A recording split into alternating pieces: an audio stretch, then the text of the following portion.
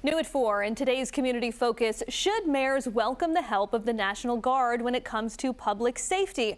Here to talk about that and much more, Providence Mayor Brett Smiley, thanks for being here. Happy to be here. So as we've been reporting, President Trump has been sending National Guard troops into cities like Washington, D.C. and now Memphis, Tennessee in an effort to crack down on violent crime. If the president suddenly said, which of course he hasn't, that he's going to send troops to Providence, would you welcome them? I wouldn't, because it's not necessary. Okay. I would welcome federal assistance. I want my community to be safer. We're totally on the right track. Providence has the lowest level of violent crime since we started keeping data, since the early 90s.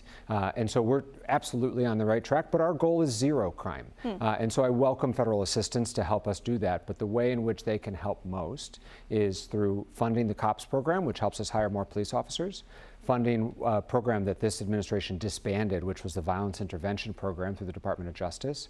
Things like expanding shelter beds, helping with rehab beds for those struggling with addiction. That's how we can make Providence safer, and that's how you can make all cities safer. And so National Guardsmen and women have a very important task, and they should stay focused on that task.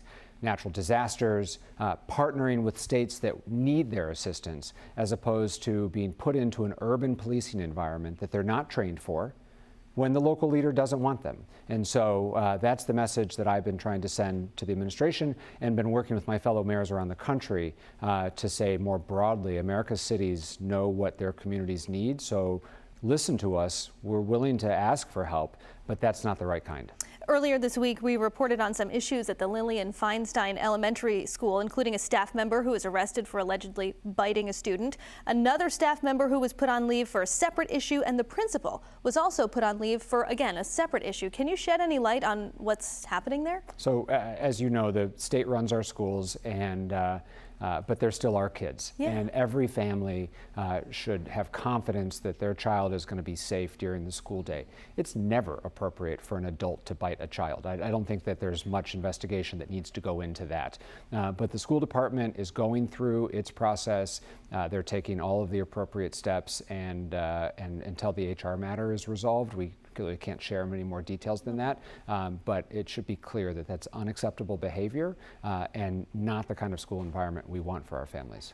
You have a new political challenger. State Representative David Morales announced that he's going to be challenging you in next year's Democratic primary, saying in a video essentially that Providence has just become too expensive and politicians like you aren't listening to real people. How do you respond to that? So I'm very focused on continuing to do my job right now. We're a year away from the election, and I'm not going to start campaigning anytime soon. But affordability in our city is a real issue, which is why I've been relentlessly focused on meeting the challenge of the housing shortage. And that's what it is. It is a housing shortage. And so we're advancing policies to make sure that we're producing more housing, that we're preserving housing that already exists to make sure that it doesn't fall into disrepair, and that we're protecting our people through things like eviction protection and otherwise to make sure that the current rental market doesn't make fertile grounds to abuse tenants. And so we're making all the right steps, and we're making real progress. We've got 1,600 housing units under construction right now, 25% of which are permanently affordable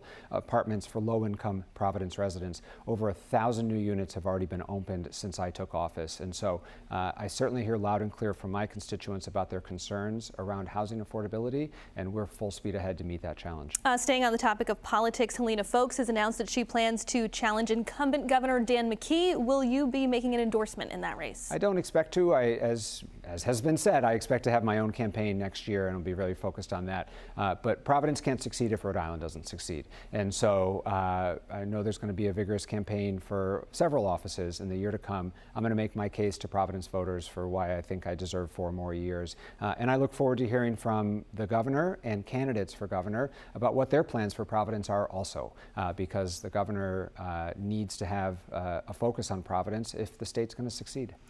A story that we've been tracking for years, Sergeant Joseph Hanley has been fighting to get back onto the police force. He pleaded no contest to allegedly beating someone in handcuffs back in 2020. The Leobor board said he could come back on the job. The city has been pushing back against that. There was a partial victory in court today. A lot to recap, and my colleague Alexandra Leslie will be doing so later in the newscast. But I'm just wondering, Mayor, why go through this extensive legal battle? How much is this going to cost taxpayers, and why do you think it's worth it? So we think the Leobor panel got it wrong, and we think that Sergeant Hanley should not be returned to the job. I think that will degrade and erode the confidence that our community has in its police department. And so when he won the Leobor hearing, we appealed. We had a interim victory today, in that the judge said not only can we put him on unpaid leave, which is the status we believe he deserves while this unfolds, but that also that the city had presented a case that he found credible and had a credible chance of success. And so we take that as a positive early indication as we see this process through.